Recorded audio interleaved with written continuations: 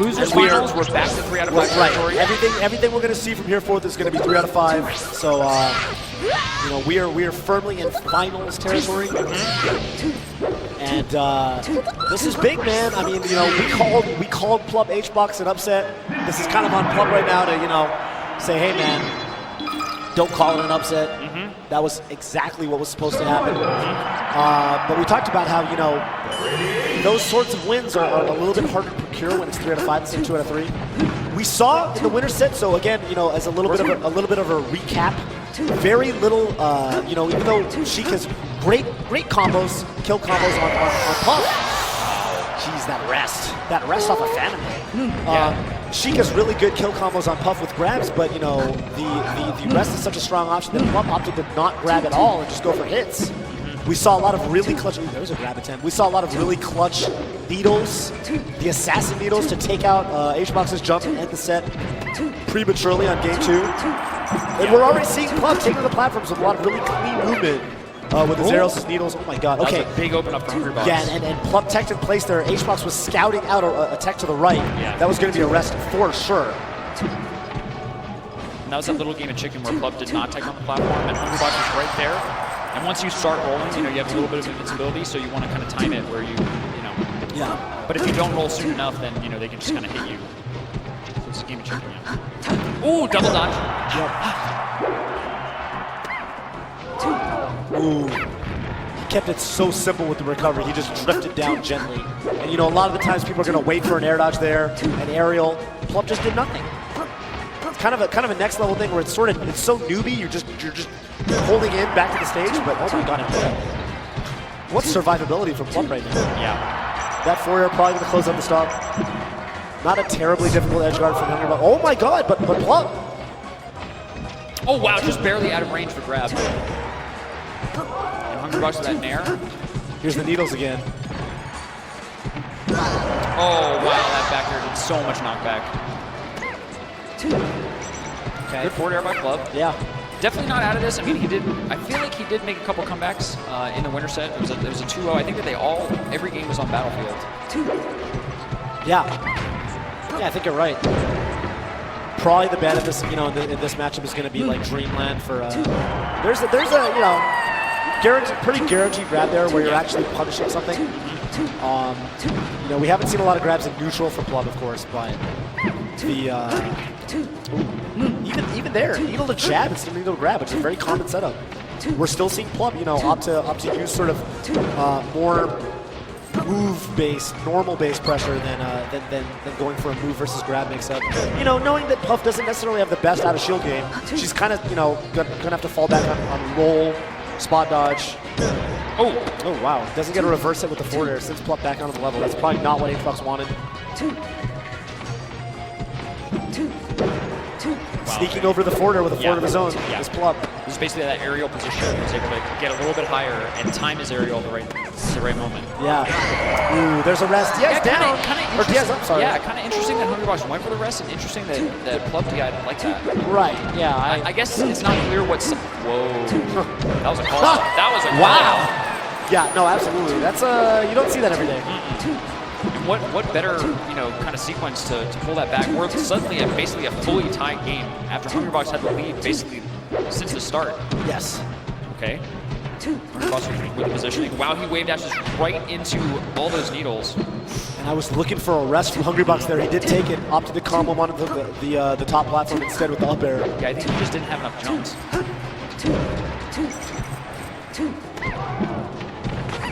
Oh, wow. I like the crouch cancel. Great presence of mind from Hungrybox there. Yeah. I remember, I think that the EVO 2015 run of Mango was cut short by...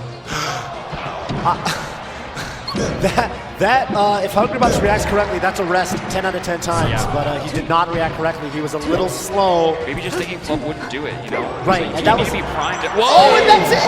The comeback. rising background of shield, actually very difficult to get the strong hit off that.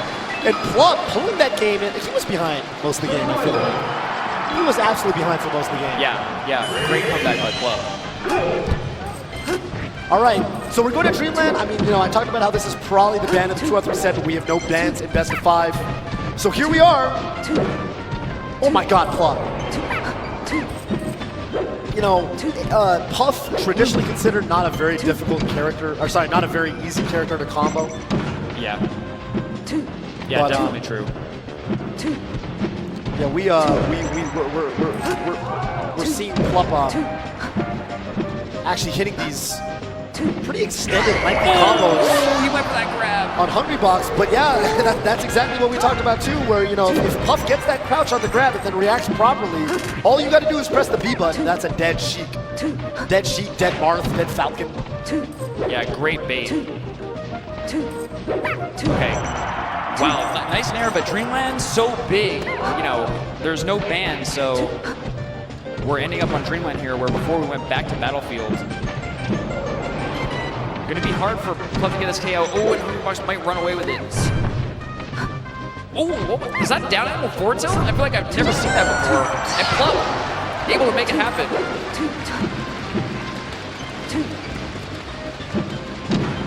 And I hear the, what are those things called?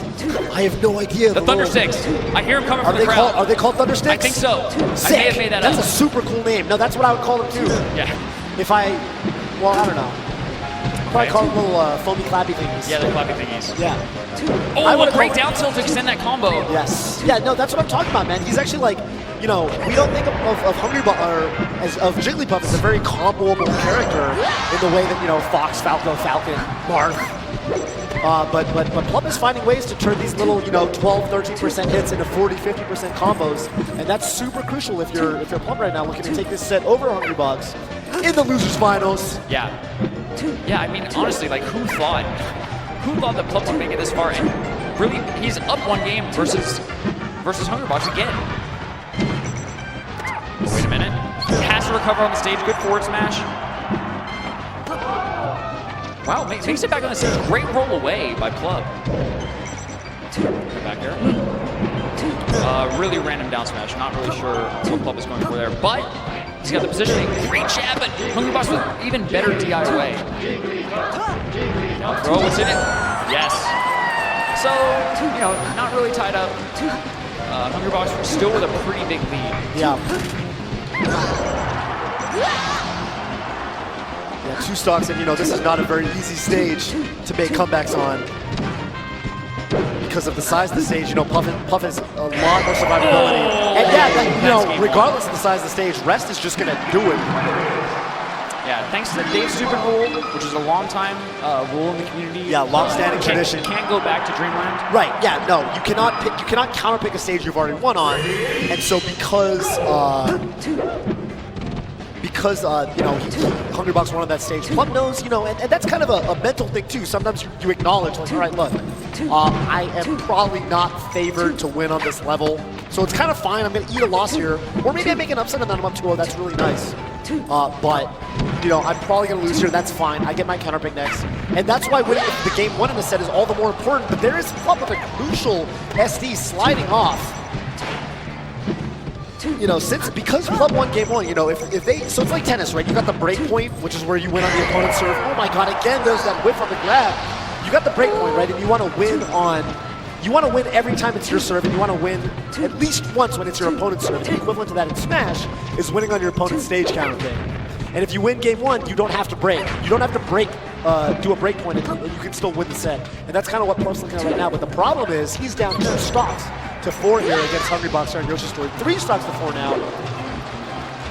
Jeez, and, you know, I feel like this is turning into a little bit of a repeat of the situation with Armado, where he's, you know, not looking the most composed. Seems like once he's down in stocks, he's a little flustered, a little shaky. Just kind of going in a little more than he should be. We saw in the winner's set, he was just not grabbing at all. He was playing very patient, you know, taking the little edges. I feel like he's whipping a lot of grabs now, going for a lot of grab opportunities, kind of living on a prayer, kind of hoping. And, you know, HBox is totally willing to exploit that. Plup a little more solid play now, I'm liking it. But even that, right, calling out a drift forward, looking for a tipper up smash, doesn't get it. HBox juggling it up, and this is a very, very convincing 3-1 stock lead right now. He's got Plup off stage, that'll do it.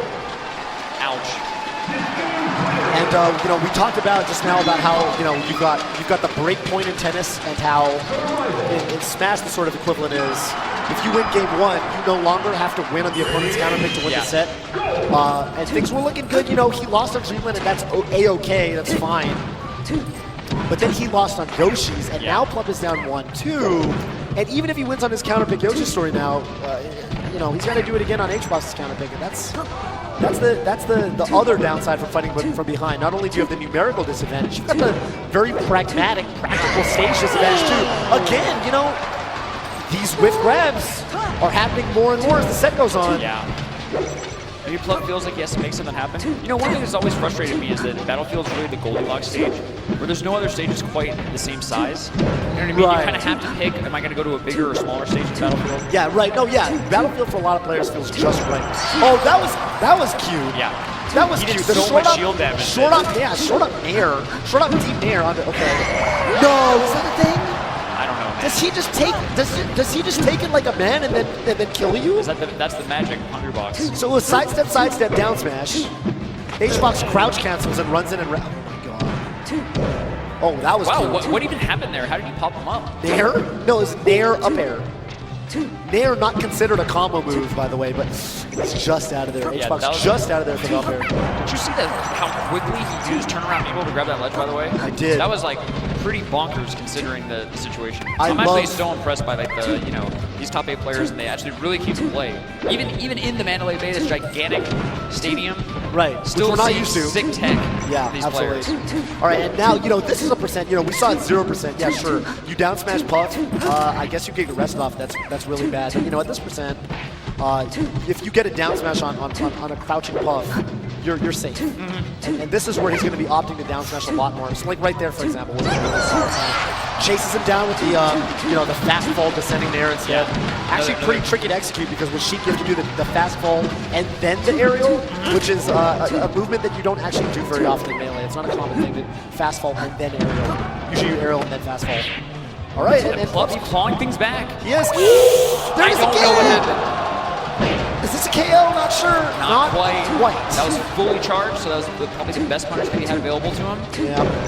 But, wow, what a turnaround that is, though. The rest not connecting, and That's all of right. a sudden, Plup has a lead here. And yo, the crowd coming alive right now for Plup with the clappy thingies. And honestly, like, who would have thought these are basically longtime teammates, people who have known each other forever and ever. Oh yeah, and they've won their fair share of doubles tournaments. Yeah. You know. Oh my God, was that either flub jump up air or hard read? And triple spot dodge. I love triple spot. Did you mean to do that? Me? Yeah, the rhyme. You poet, you didn't know it? Oh, no, I didn't. It's not even really a rhyme. It's one of those fraudulent rhymes. Oh, this is right. Dodge. Yeah. All right. You know that Hungry Box can take. You know that Hungry Box can take the stock in any. Oh, he does it! He does it! One up tilt, and Hungry Box capitalizes, tearing a path through the losers bracket. We sent the losers at the very, very start of this top 8 by Plup himself. Yes, and right, exactly. That's a third place finish for Plup. Yep.